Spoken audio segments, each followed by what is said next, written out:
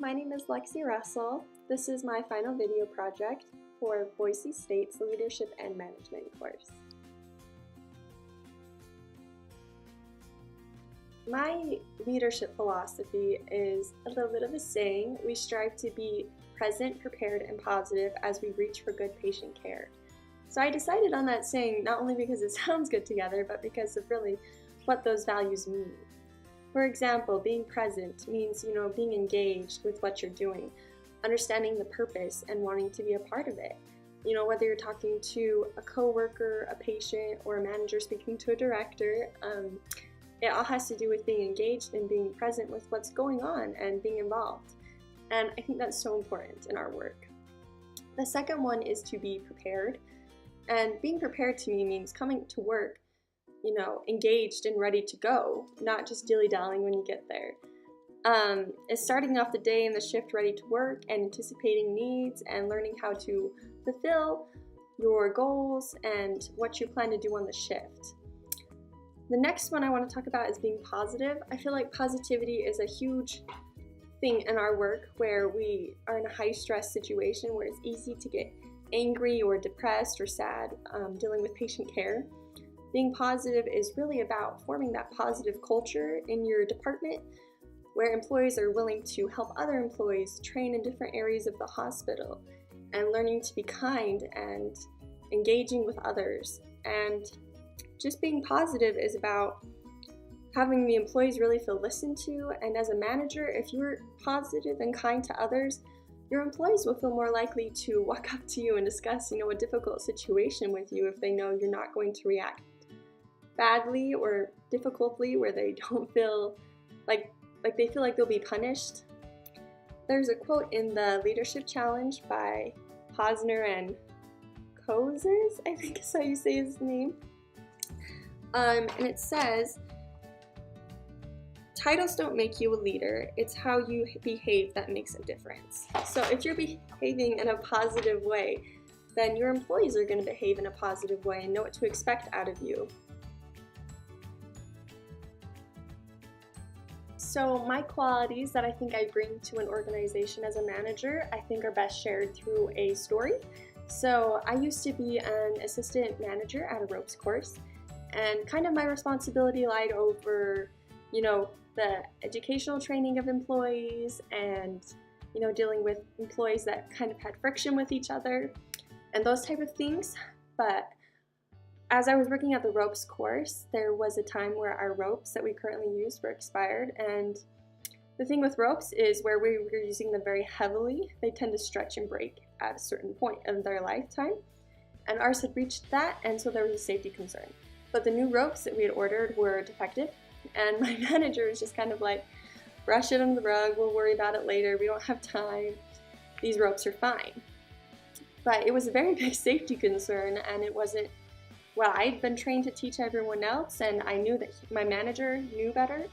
So I kind of went out of my way to handle the problem. I called the company and I said, "Hey, you sent me these 50 ropes, they're defective, can you send me some more?" And they were very happy and obliged to help. They sent us 50 more, and then they threw in 20 extra for next year just out of their kindness so that we could continue our contract with them, which I thought was super nice of them. And because I did that, I felt like I kind of challenged the process as Kozes and Posner talk about, and I really went out of my way to make a difference in the company and get those ropes back. And because of that, I really feel like I sort of modeled the way for everyone else, because after that, I had a lot more people kind of coming up to me and solving their problems with me and talking about them.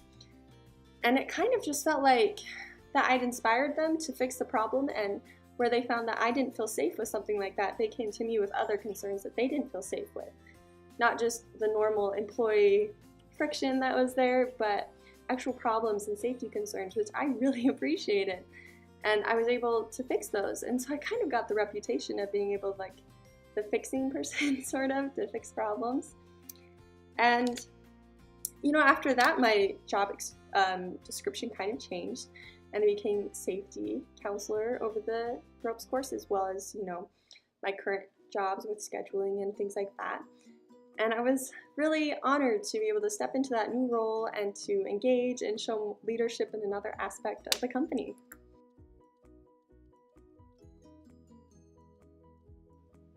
When looking for a new hire, the first thing I look for is shared goals for the future. I kind of want to make sure that they and I are on the same goals going up into the future so that we can both stay on track. The second thing I look for is someone that has a goal to continue on learning, whether it be getting a bachelor's degree or being a manager in the future or wanting to be a clinical educator. I don't really care what it is, just that they have goals to continue to learn and grow. Next is I want someone that is teachable and humble, because most time a lot of people need help and a little bit of correction, and I want them to be able to handle that positive feedback and take it and run with it and do better as an RT. I also want someone that kind of follows my plan, to be present, prepared, and positive so that they can help build the culture of positivity at work.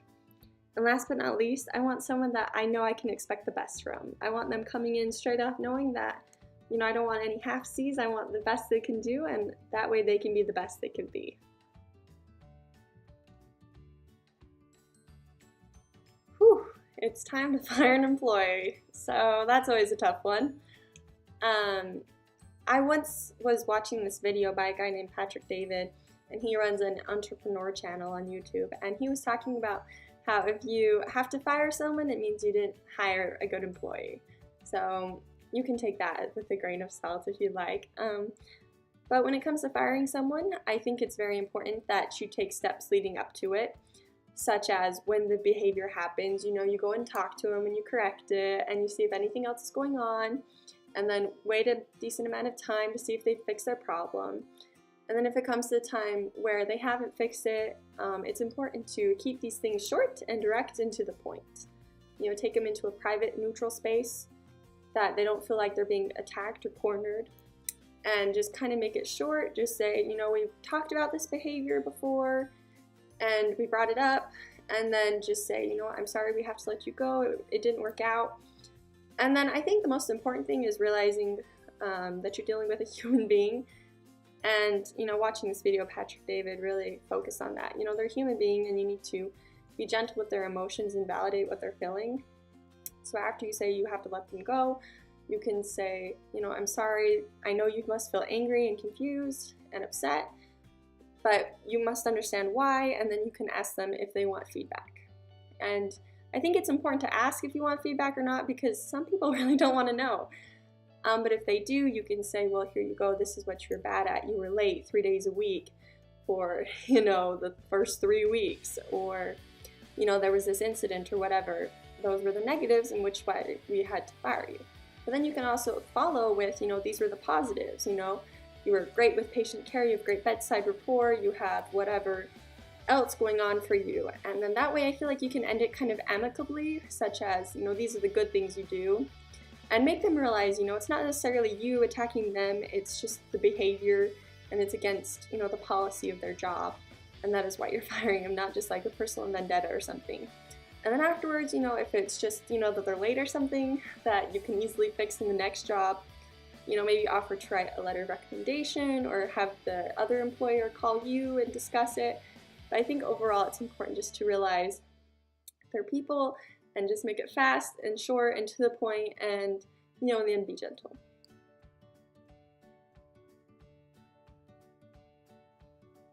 When it comes to motivating an employee, I really like what one of my classmates said, Angela Risotto, in the week 5 discussion, where she said, identify strengths and differences that each employee brings to the table and utilize them to the fullest.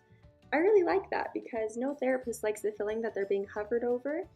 And it's a great way to give them personal responsibility and allow them to feel motivated by themselves and by you as well. And it's important that you let them know that you believe in them and that they can do what they want to do. And it kind of becomes a self-fulfilling prophecy, as what they said in the leadership challenge. If you believe in them, then they believe in them, and then they're able to do it. So, and when it comes to being a part of that team and making team decisions, you need to make sure that they feel involved in whatever the outcome is and what the vision the team decides on. and that their contribution is also part of the overall vision of the hospital. And if it works, you know, it's up to them, and they're a part of something bigger. My greatest weakness as a manager is probably that I like to appease everyone, even if it isn't humanly possible. I also like to kind of bite off more than I can chew sometimes. I think, oh, I'll get a head start on this and it'll be great and I'll finish it way before I need to. And then, you know, before you know it, I've bitten off too much than I can chew, and then everything ends up being late and not on time. So I think even though those are weaknesses, I feel like they come with good intent. You know, I feel like I want to do better and I'm trying, but then usually those are my downfalls.